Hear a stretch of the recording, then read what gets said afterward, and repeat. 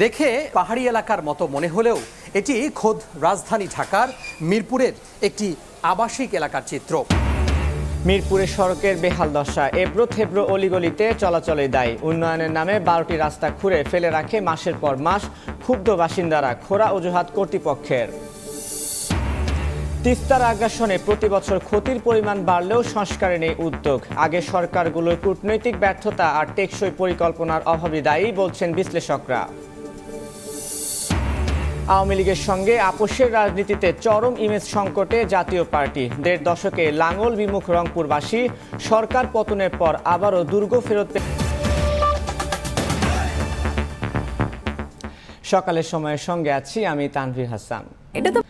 রাজধানী জুড়ে সড়কের বেহাল দশা, মূল সড়ক থেকে অলিগলি সর্বত্র এবড়ো থেবড়ো আর খানাখন্দে ভরা। কোথাও আবার অবস্থা এমন পর্যায়ে পৌঁছেছে যে ঘর থেকে বের হওয়া প্রায় বন্ধ হওয়ার জোগাড়।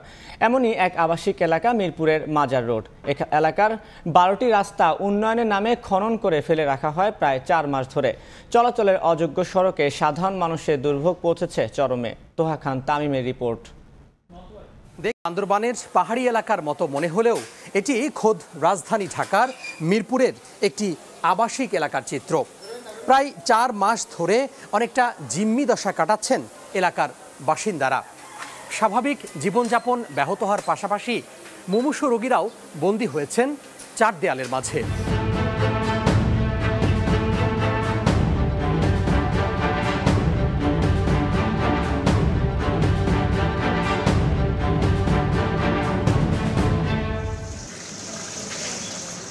বয়সের ভারে নুজ্জ, কমে গেছে শারীরিক শক্তিও। লাঠির ভরে কোনো রকমে চলাফেরার চেষ্টা করলেও সড়কের বেহাল দশায় কেঁপে কেঁপে উঠছেন জীবন সায়ান্নে পৌঁছানো বৃদ্ধ শাহজাহান। জাগতিক কাজ না থাকলেও নিয়ম করে মসজিদে যেতে বেশ বেগ পেতে হয় তাকে। হাতের কাছে মসজিদ হলেও সড়কের খারাপ অবস্থার কারণে প্রতিনিয়ত ঝুঁকি নিতে হয় এই বৃদ্ধকে। মাজার রোডের লালকুঠি বাজারের 3য় কলোনিতে সুয়ারেজ লাইন সহ সড়ক নির্মাণ প্রকল্পে প্রায় 4 মাস ধরে রাস্তা খোঁড়াখুঁড়ি করে এভাবে ফেলে রেখেছে ঠিকাদারি প্রতিষ্ঠান আসিফ ইনফ্রাস্ট্রাকচার লিমিটেড। রাস্তার পাশে প্রায় সব বাড়ির সামনে স্তূপ করে রাখা খননের মাটি। উন্মুক্ত অবস্থায় বিপজ্জনকভাবে পড়ে আছে সুয়ারেজ লাইনের একাধিক পয়েন্ট। প্রতিনিয়ত ঝুঁকি নিয়ে চলাচল করতে হচ্ছে বাসিন্দাদের। সড়কের নরক যন্ত্রণায় জনজীবনে যখন নাভিশ্বাস, তখন ক্ষুব্ধ প্রতিক্রিয়া সাধারণ মানুষের। রাস্তাঘাট ভাঙা ছিল না, আমরা বাড়িতে পারি না, হাঁটতে পারি না, পোলাপানে লেখাপড়া নিয়ে যেতে পারি না। একটা মানুষ অসুস্থ হয়, এখানে অ্যাম্বুলেন্স আনার মতো কোনো জায়গা নাই। জিনিসপাতি লয়ে আসা যায় না, তারপরে বাজার সদাই করা যায় না, পিছলে পড়া যায়। সিজারের রোগী, আমাদের বাচ্চা বেশি দিন হয় নাই, আমরা চলাফেরা করতে পারতেছি না। একটা প্রতিষ্ঠান কাজ করবে, নির্ধারিত সময় থাকে, সেই সময়ের কোনো ইয়া নাই। কে কাজ করতেছে সেটা আমরা খুঁজে পাই না। মাসের পর মাস ফেলে রাখবে নাকি? এটা কোনো কিসের উন্নয়ন? এটা সুয়ারেজ লাইনে পাইপ বসালেও দিনের পর দিন তা উন্মুক্ত রাখার কারণে আবর্জনা জমে বন্ধ হতে চলেছে।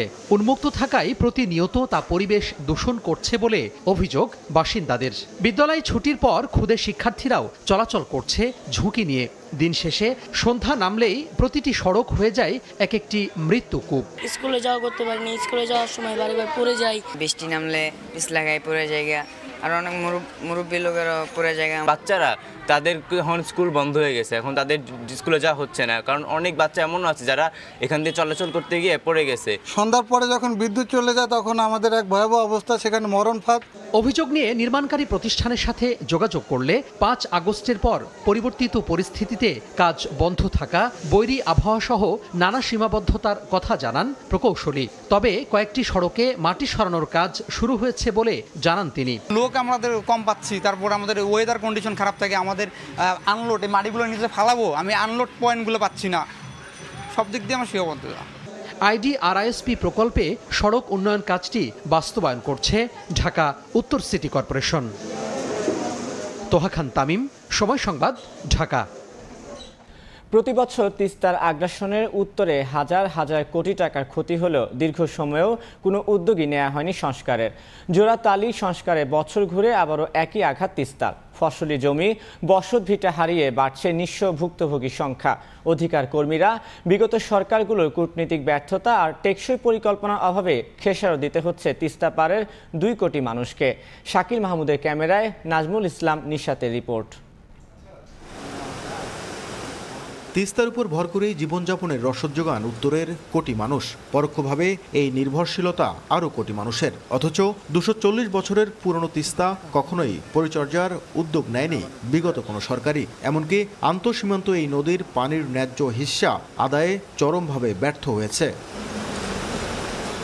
তিস্তার আগ্রাসনে শুধু বাস্তুচ্যুত মানুষের সংখ্যাই বাড়ছে না, বাড়ছে সর্বস্ব হারানো মানুষের আর্তনাদ। খরা, বন্যা ও প্রতি বছরের উপর্যুপরি ভাঙ্গনে তিস্তা অববাহিকার 2 কোটি মানুষের জীবনে নেমে এসেছে মহা দুর্যোগ। ফলে দীর্ঘ সময় নদী পাড়ের বাসিন্দাদের দাবি দুর্যোগে সাহায্য কিংবা ত্রাণ নয়, শুধুই তিস্তা সংস্কারের। আমরা কোনো চাল চাই না, ডাল চাই না, কোনো ত্রাণ চাই না, আমাদের কথা একটাই, আমরা এই তিস্তা ফলন চাই। দুর্নীতির বেড়াজাল থেকে যতদিন পানি উন্নয়ন বোর্ড বেরিয়ে আসবে না, ততদিন পর্যন্ত আমাদের এই তিস্তা নদীর কোনো কাজ হবে না। আন্তর্জাতিক নিয়ম নীতির তোয়াক্কা না করেই ভারত একতরফাভাবে তিস্তার পানি নিয়ন্ত্রণ করছে।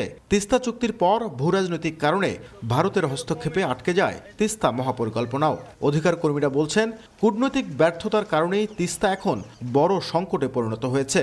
প্রয়োজনে তিস্তা কর্তৃপক্ষ গঠন করে হলেও মহাপরিকল্পনা বাস্তবায়ন জরুরি। না আছে শাখা নদী, না আছে তলদেশ খনন করা, না আছে নিজদেশীয় ব্যবস্থাপনা, না আছে আন্তর্দেশীয় ব্যবস্থাপনা। ফলে আমাদের এই নদীটা সব দিক থেকে মানুষের জন্য শত্রুতে পরিণত হয়েছে।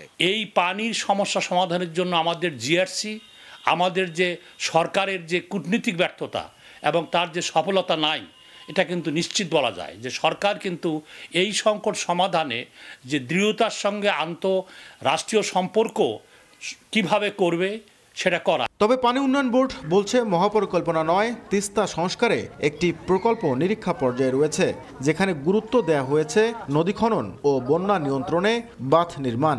আমরা একটা ডিপিপি তৈরি করার প্রচেষ্টায় আছি। ডিপিপিটি হতে সময় লাগবে, তার বাইরে যেগুলো যদি ভাঙন দেখা দেয় আমরা সেখানে গত বছরের মতো জিও ব্যাগ পেলে ভাঙন প্রতিরোধের ব্যবস্থা করব।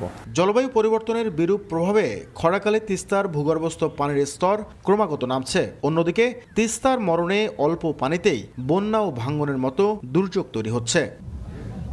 নাজমুল ইসলাম নিশাত, সময় সংবাদ, রংপুর। রংপুরকে একসময় জাতীয় পার্টি দুর্গ বলা হলেও গত 1.5 দশকে স্বজনপ্রীতি আর আওয়ামী লীগের সঙ্গে আপোষের কারণে এখন চরম ইমেজ সংকটে দলটি। নেতাদের দাবি, আওয়ামী লীগ সরকার ভোটারবিহীন নির্বাচনে জাপার জনপ্রিয় আসনগুলো নিজের করে নিয়েছিল। তবে শেখ হাসিনা সরকারের পতনের পর আবারও দুর্গ ফেরত পেতে তৎপরতা বাড়িয়েছে জাতীয় পার্টি। তারিকুল ইসলামের ক্যামেরায় বিস্তারিত রেদওয়ান হিমেলের রিপোর্টে। গত 5 আগস্ট ছাত্র জনতার অভ্যুত্থানে শেখ হাসিনা সরকারের পতনের পর বদলে গেছে রাজনৈতিক পরিস্থিতি, সেই সঙ্গে বদলে যাচ্ছে দলগুলোর হিসাব নিকাশও। দ্বাদশ জাতীয় সংসদ নির্বাচনে জাতীয় পার্টিকে সুযোগ দিতে আওয়ামী লীগ 26টি আসন থেকে প্রার্থী প্রত্যাহার করে নেয়। এমন লেজুর ভিত্তিক রাজনীতির কারণে লাঙ্গল বিমুখ হয়ে পড়েন রংপুরের মানুষ। তবে জাপা নেতাদের দাবি, ক্ষমতায় আসার পর জোর করেই ভোটারবিহীন নির্বাচনে ইচ্ছে মতো প্রার্থী দিয়ে জাপার জনপ্রিয় আসনগুলো নিজের করে নিয়েছিল আওয়ামী লীগ সরকার। রংপুরের মাটিও মানুষের একটা দল ছিল জাতীয় পার্টি, সেই দলটাকে আমাদের সিটগুলোকে দখল করে নিয়ে জাতীয় পার্টিকে ধ্বংসের দিকে তারা নিয়ে গেছেন। আওয়ামী লীগের এই শাসনামলে কখনো সঠিক নির্বাচন হয়েছে কিনা এটা আমরা মানে সঠিক নির্বাচন আসলে হয় নাই। তারা যেটা মনে করছে যে সিটটা নেব, তারা নিয়ে নিয়েছে। এই হচ্ছে আওয়ামী লীগের অরিজিনাল তাদের ক্যারেক্টারটা, সেটা বাংলার মানুষ জানে।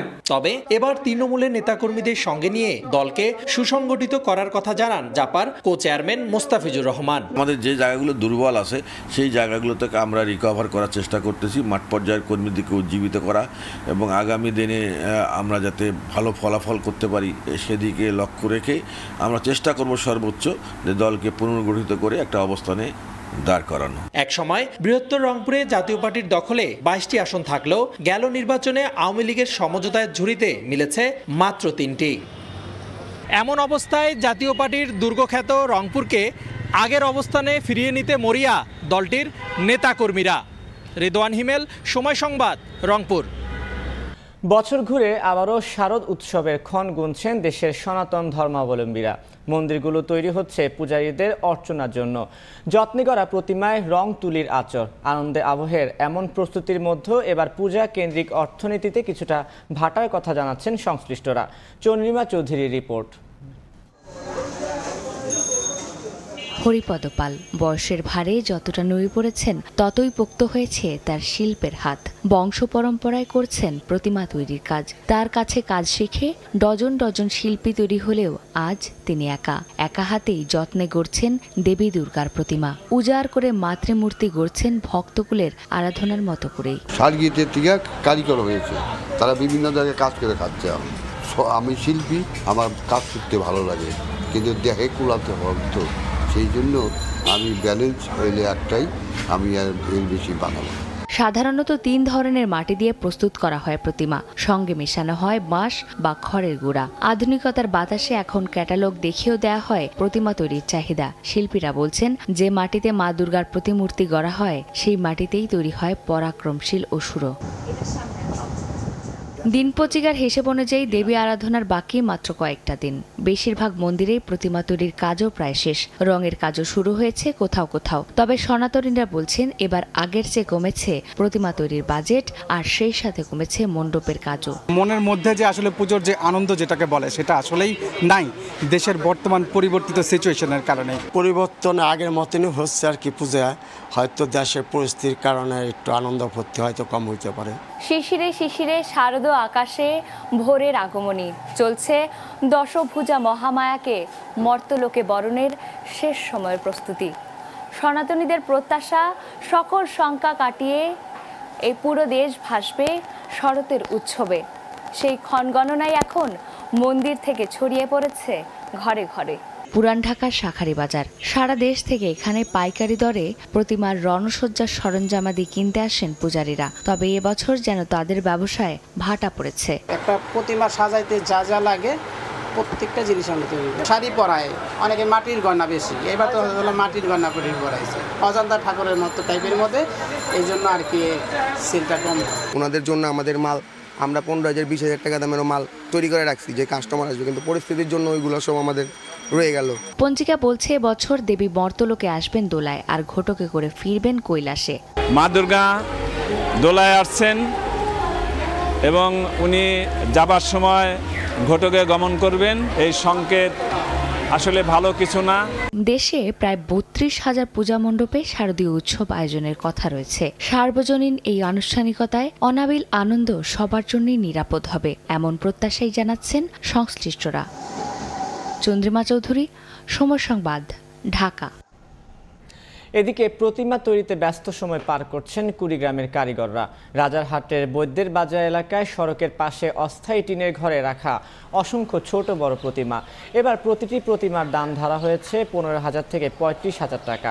রঙের দাম বেড়ে যাওয়ায় প্রতিমা তৈরিতে খরচ বেশি পড়ছে বলেও জানান কারিগররা। এখানে 20টির বেশি কারিগর পরিবার তৈরি করেছেন 200-রও বেশি প্রতিমা। এছাড়াও সদরের কাঁঠালবাড়ি, দাসেরহাট, ঘোগাত সহ একাধিক এলাকায় তৈরি হচ্ছে দেবী দুর্গার প্রতিমা। পূজা হবে কি না, দেশের অবস্থা এমন, ওই জন্য প্রতিমা কম বানাইছি। এখন লাস্টে আর কি দিতে পারতেছি না।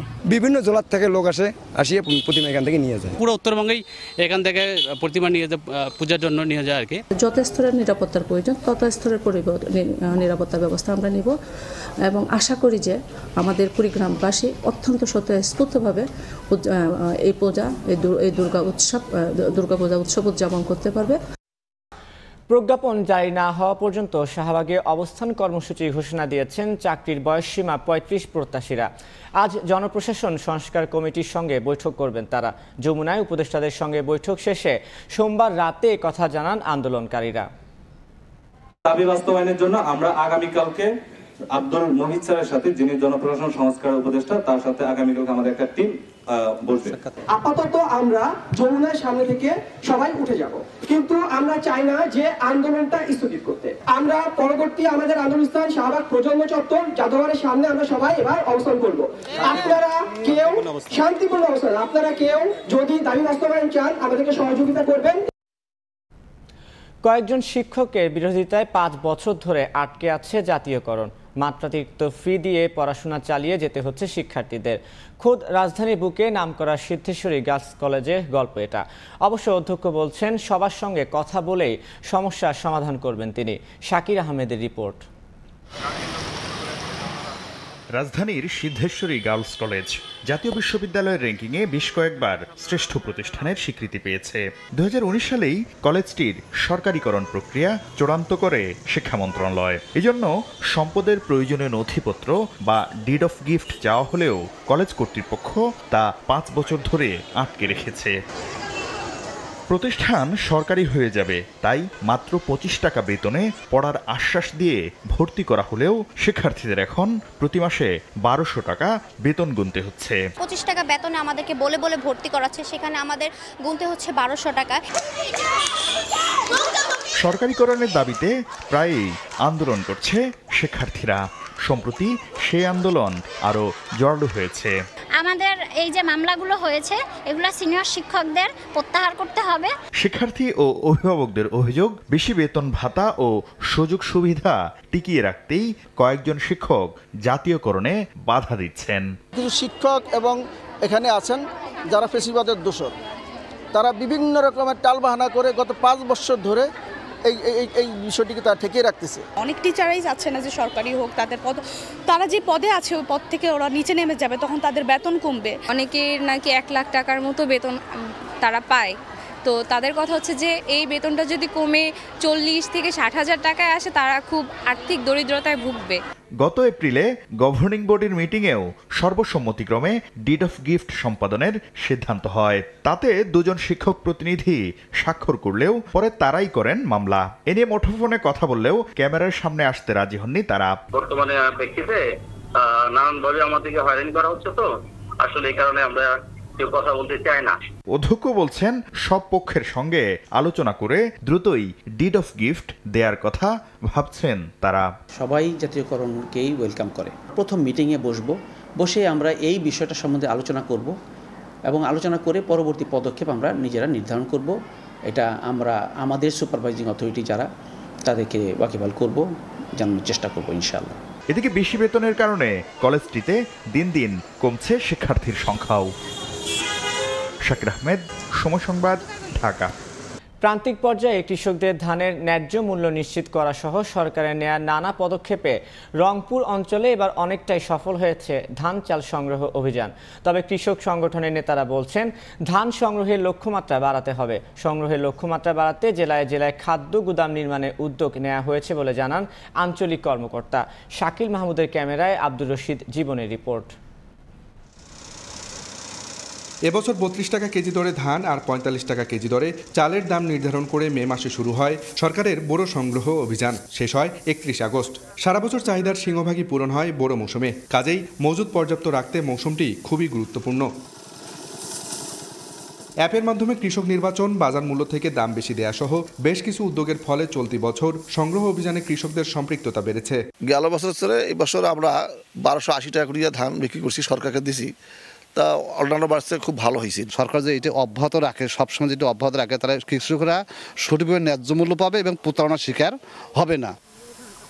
কৃষক নেতারা বলছেন ধানের উৎপাদন খরচের সঙ্গে 33% মূল্য সহায়তা দেওয়ার পাশাপাশি ধান সংগ্রহের লক্ষ্যমাত্রা বাড়ানো গেলে লাভবান হবেন কৃষক। উৎপাদন খরচের সঙ্গে 33% মূল্য সহায়তা দিয়ে সরাসরি কৃষকের কাছ থেকে এই ধানটি ক্রয় করতে হবে।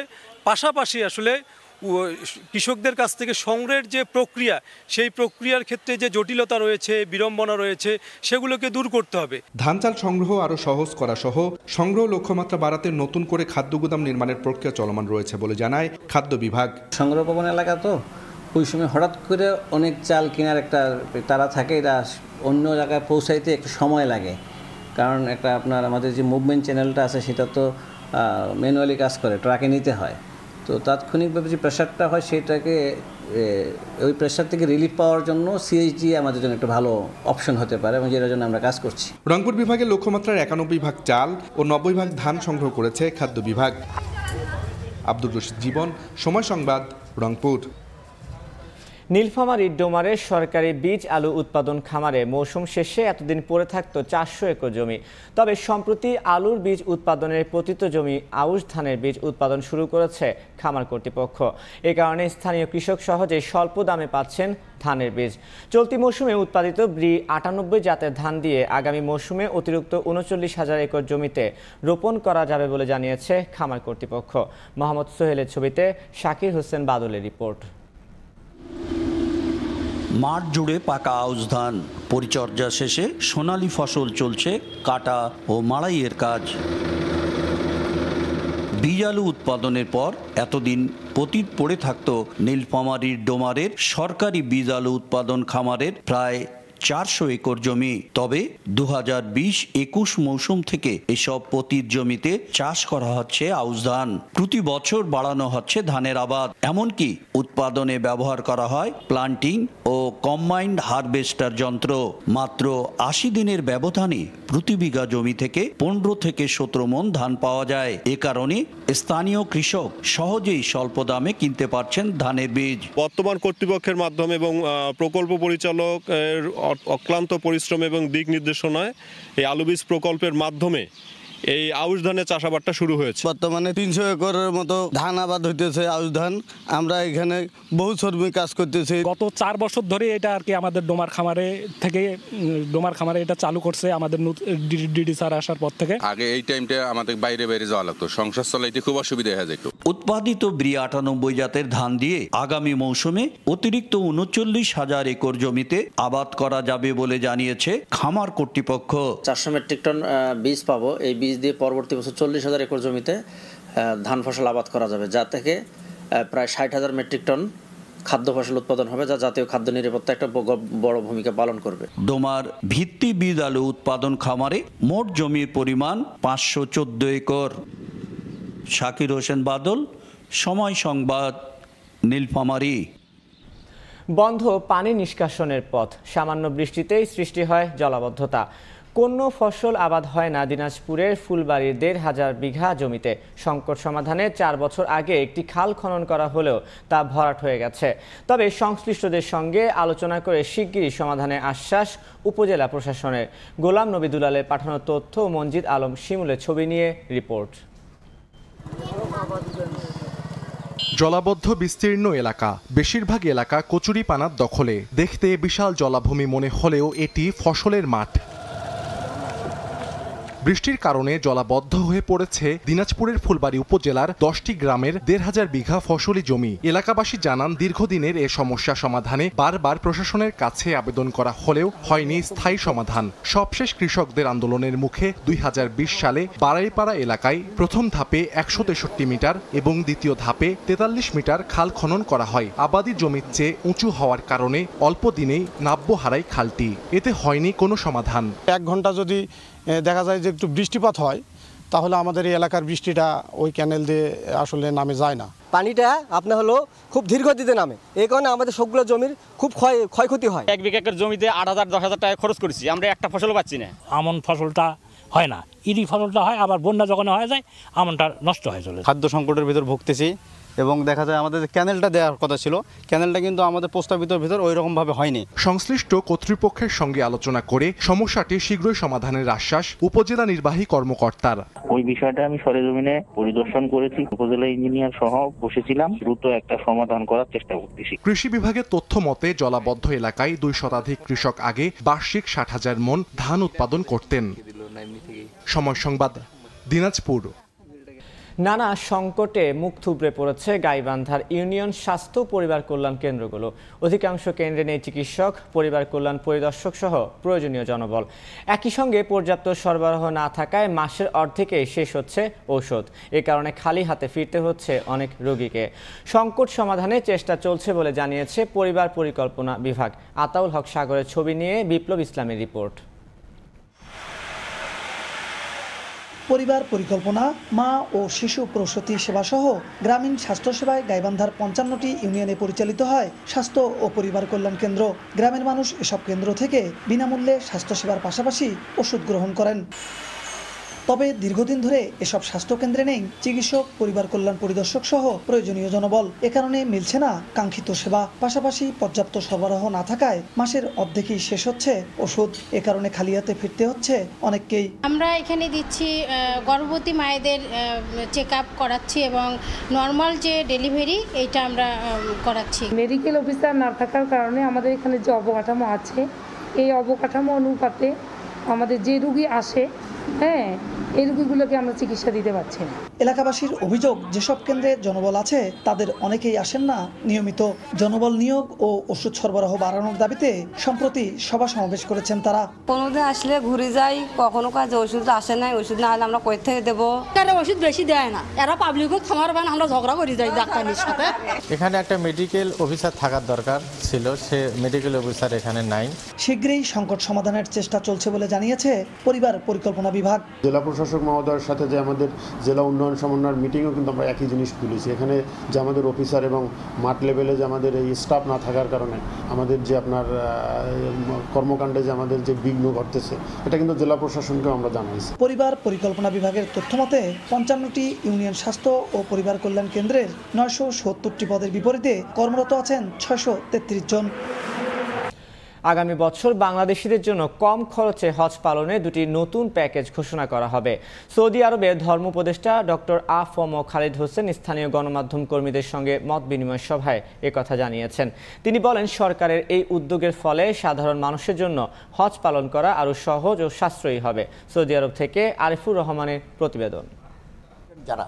যারা আরবি জানেন, এলাকা চিনেন। হজযাত্রীদের খরচ কমানোর লক্ষ্যে সৌদি আরব সফর করছেন ধর্ম উপদেষ্টা ডক্টর আ.ফ.ম. খালিদ হোসেন। মক্কায় তিনি সৌদি হজ ও ওমরা মন্ত্রীর সঙ্গে বৈঠক করবেন। স্থানীয় গণমাধ্যম কর্মীদের সঙ্গে মত বিনিময়ের সময় তিনি জানান, বিমান ভাড়া এবং মক্কা মদিনার স্থানীয় ভাড়া কমানোর পাশাপাশি সমুদ্রপথে হাজিদের পাঠানোর পরিকল্পনা রয়েছে তাদের।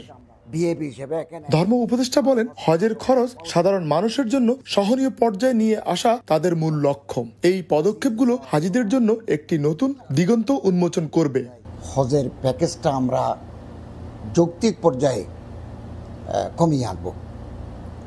তো আমরা কাজ করছি, হাব প্রতিনিধি আছেন, এজেন্সির প্রতিনিধিরা আছেন, আমাদের মন্ত্রণালয়ের লোকেরা আছেন। আমরা বসে পুঙ্খানুপুঙ্খভাবে এগুলো পর্যালোচনা করব, বিমানের ভাড়া কতটুকু কমা যায়।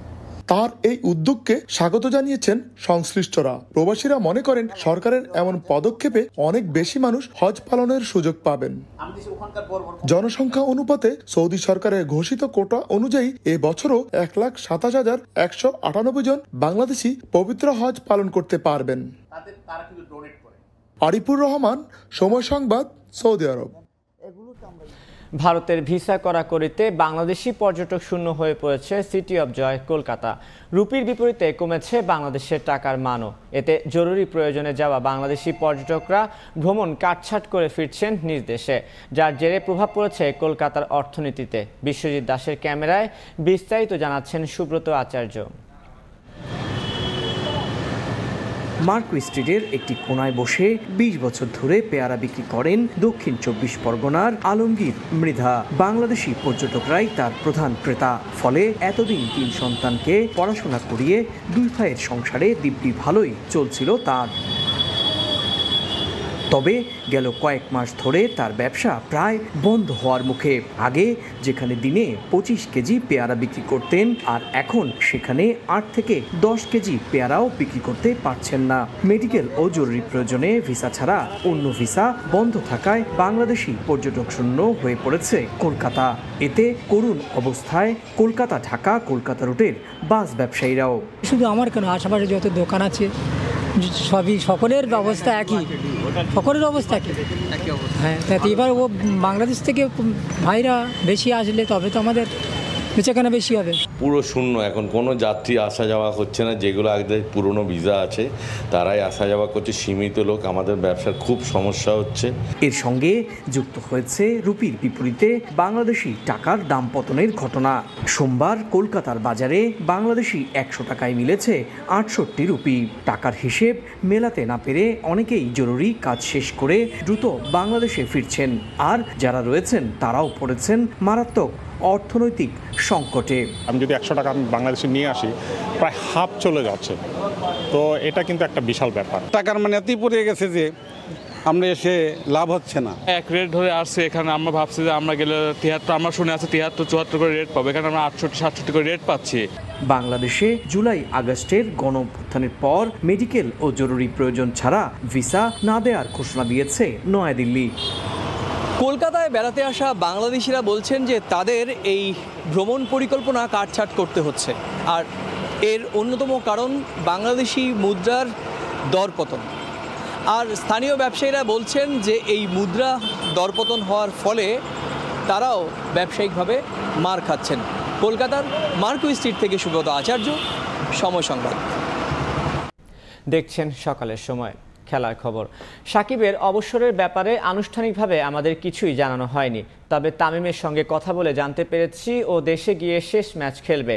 তাই কানপুরে সাকিবকে কোনো বিদায়ী সম্বর্ধনা দেওয়া হবে না বলে জানিয়েছেন বিসিসিআই সহসভাপতি রাজীব শুক্লা। বিপিএলে ভারতীয় ফ্র্যাঞ্চাইজিদের আগ্রহী করে তুলতে বিসিবিকে দায়িত্ব নেওয়ার কথাও জানান তিনি। কানপুর থেকে মাহবুব রিমনের report. Oh, this is a good idea. I'll discuss with my management team.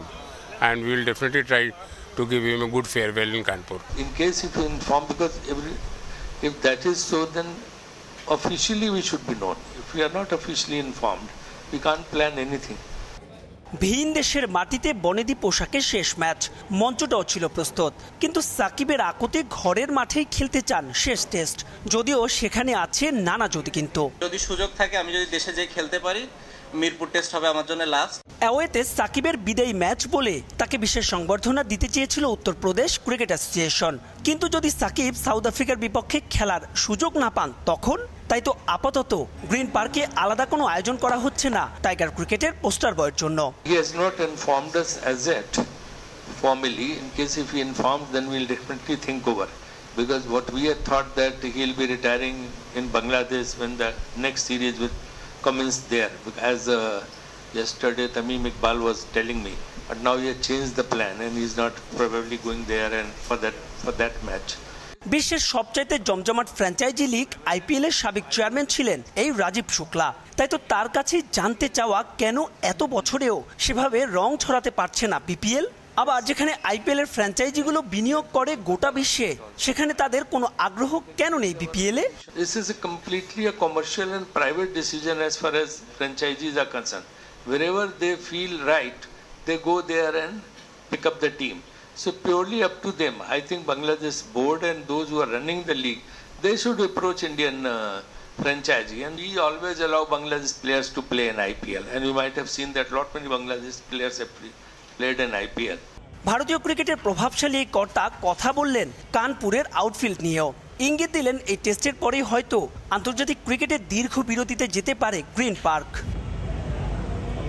মাহবুব রিমন, সময় সংবাদ, কানপুর, ভারত। চূড়ান্ত হয়েছে দক্ষিণ আফ্রিকার বাংলাদেশ সফরের সূচি। বিসিবি নিরাপত্তা পরিকল্পনায় সন্তুষ্ট Protea cricket board. ICC test চ্যাম্পিয়নশিপে দুটি ম্যাচ খেলতে আগামী 16 অক্টোবর বাংলাদেশে আসবে দক্ষিণ আফ্রিকা, জানিয়েছেন ক্রিকেট অপারেশনস ইনচার্জ শাহরিয়ার নাফিস। এদিকে দেশের মাটিতে সাকিবের শেষ টেস্ট খেলার এক ব্যাপারে এখনও উদাসীন বিসিবি। সিদ্ধান্তের ভার চাপিয়ে দিলেন সরকারের উপর।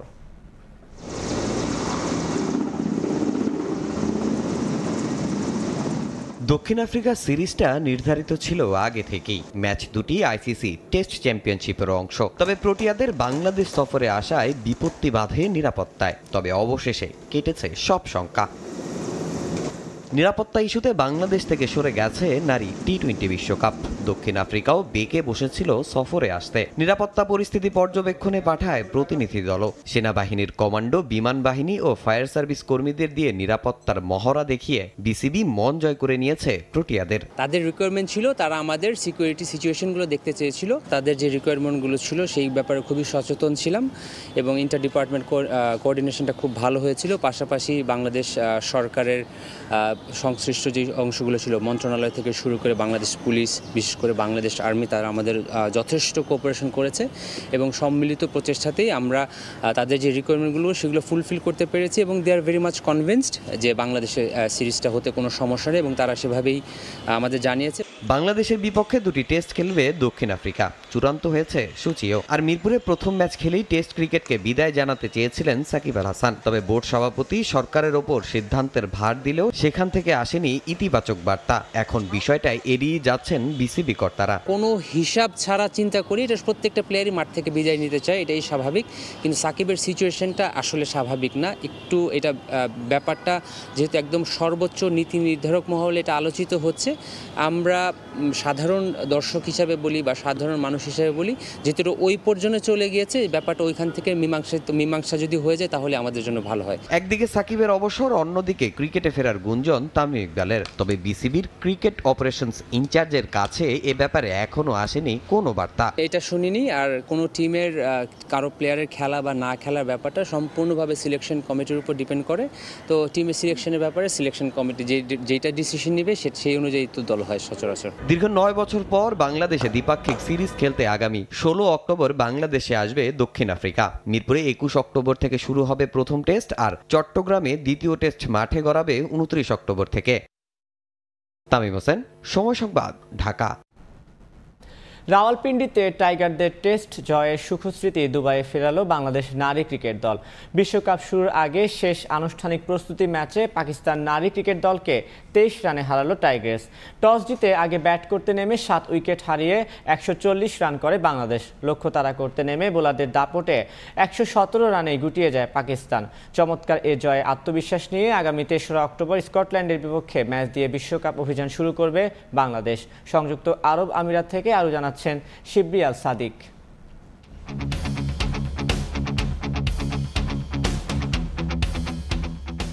দুবাইয়ের আইসিসি একাডেমি মাঠে প্রথম ম্যাচে শ্রীলঙ্কার কাছে হেরে যাওয়া বাংলাদেশ অধিনায়ক পাকিস্তানের বিপক্ষে টস ভাগ্যে জিতে নিলেন ব্যাটিংয়ের সিদ্ধান্ত। ব্যাট করতে নেমে বাংলাদেশের উদ্বোধনী জুটিতে 33 রান তোলেন সাথী রানী ও দিলারা আক্তার জুটি। 10 রানে দিলারাকে ফিরিয়ে পাকিস্তানকে ব্রেক থ্রু উপহার দেন সাদিয়া ইকবাল। সঙ্গী হারিয়ে ক্রিজে তিতো হওয়ার চেষ্টা করেন সাথী, তবে 23 রানেই তাকে থামিয়ে দেন নিরাদার। বাংলাদেশের আস্থার প্রতীক হয়ে ওঠা সুবাহানা এই দিন খুব বড় করতে পারেননি নিজের ইনিংস। 24 বলে 15 রান করে তুবা হাসানের ফাঁদে ধরা দেন তিনি। শ্রীলঙ্কার বিপক্ষে ম্যাচে বুক চিতিয়ে লড়াই করা অধিনায়ক নিগার সুলতানা জুটি এদিন বেশি দূর যেতে পারেননি। 22 বলে 18 রান আসে তার ব্যাটে। দলের হয়ে সর্বোচ্চ 28 রান করে অপরাজিত থাকেন স্বর্ণা আক্তার।